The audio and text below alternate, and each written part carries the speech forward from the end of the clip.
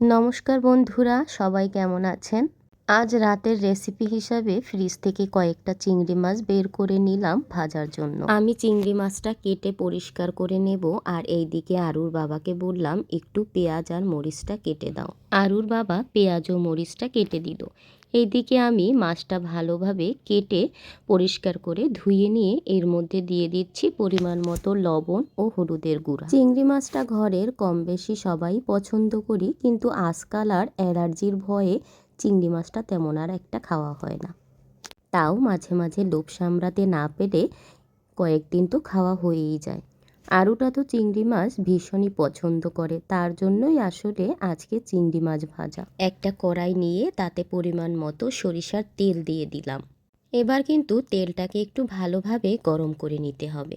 আর তেলটা গরম হয়ে যাওয়ার পর পেঁয়াজটা আমি দিয়ে দিলাম। এবার পেঁয়াজটা দিয়ে দেওয়ার পরে এর মধ্যে আমি কাঁচা লঙ্কাটাও দিয়ে দিচ্ছি। এরপরে পেঁয়াজ ও কাঁচা মরিচ একটু ভেজে নিতে হবে। সরিষার তেলে পেঁয়াজ মরিচটা দিয়ে দেওয়ার পর কি সুন্দর একটা যে ঘ্রাণ বের হয়েছে।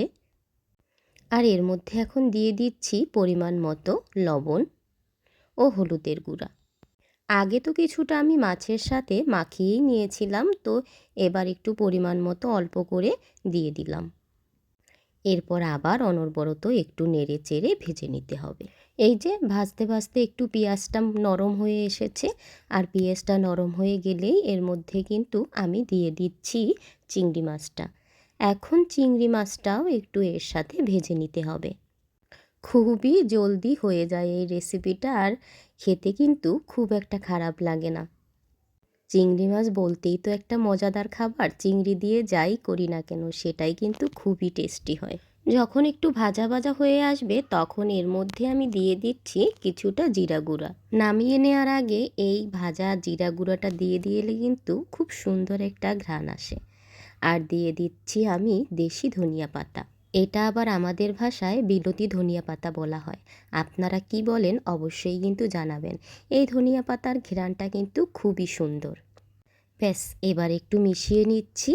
আর আমার কিন্তু এটা অলরেডি ভাজা হয়ে গেছে। এখন একটু মিশিয়ে নিয়ে 2-1 মিনিট রান্না করেই নামিয়ে ফেলবো। দেখতেও কিন্তু খুবই লোভনীয় লাগছে, গরম গরম ভাতের সাথে একদম জমে যাবে।